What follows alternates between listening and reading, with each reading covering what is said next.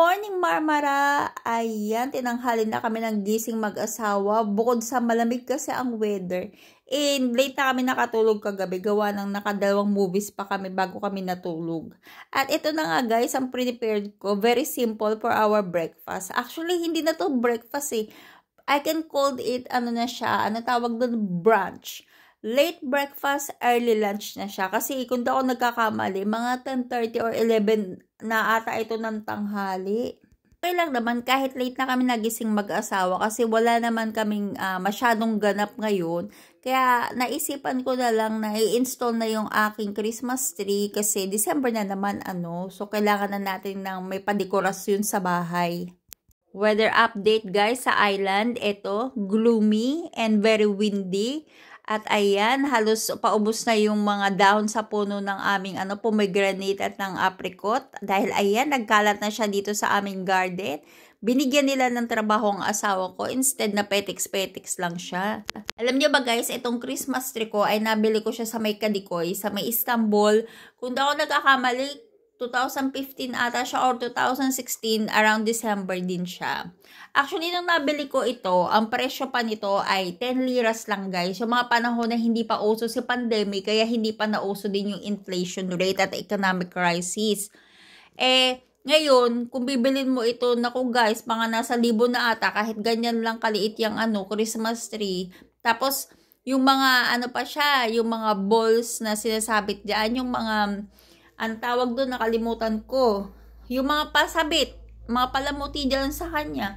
Mabibili mo lang siya ng mga 2 liras, 1 liras lang siya that time. Pero ngayon, Diyos ko, baka nasa 100 plus na rin yung mga palamuti na pwede mong isabit sa Christmas tree. Sobrang mahal na talaga lahat ng bilihin ngayon. And I think naman lahat ata ng bansa nakakaranas ng inflation rate at economic crisis after ng pandemic. But the important is, yung spirit ng Christmas hindi nawawala. Which is, yun yung nakakatawa guys, diba? Alam naman natin na ang buong mundo ay dumaan sa pagsubok ng dahil nga sa pandemic. Pero pag sinabi mong Christmas, talagang ina-uplift niya yung spirit ng mga tao to celebrate na para hindi natin maisip yung mga pinagdaanan natin sa buhay. And be thankful pa rin na kahit na dumaan tayo sa ganong pagsubok ay nandirito pa rin tayo, nagagawa pa rin natin mag-celebrate ng Christmas together with our friends, relatives, families, loved ones, yun, diba? That's what you call the spirit of Christmas.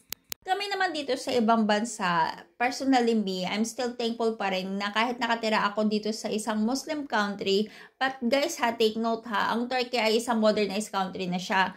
Kahit na ang majority dito ay Muslim, may mga ibang religion pa rin like Catholic, Christian, and other religion pa rin siya. But yun nga, like what I said, I'm still very thankful pa rin kasi nakakapag-celebrate kami ng Christmas. Ako, personally, kasi nga dahil sa support ng aking asawa. When we were in Istanbul pa, every Christmas talaga guys ay dinadala ako ng asawa ko sa San Antoine Church para doon maka-attend ako ng Christmas Mass, and at the same time, after namin umattend ng Mass, magdi-dinner kami, yun, kakain, iinom. Tapos luckily kapag binisita namin yung one of his friend na may-ari ng restaurant, sometimes nakaka-experience kami ng celebration nila ng Christmas party, ganon. Kasi minsan may mga guests sila na tourist na doon nag-celebrate ng Christmas. Alam nyo ba guys, itong Christmas tree dito sa Turkey, dinidecorate nila yan every December, not because of Christmas, but because of New Year's. Kaya nga, ang tawag nila dyan ay Yılbaşı Ağacı or New Year's tree.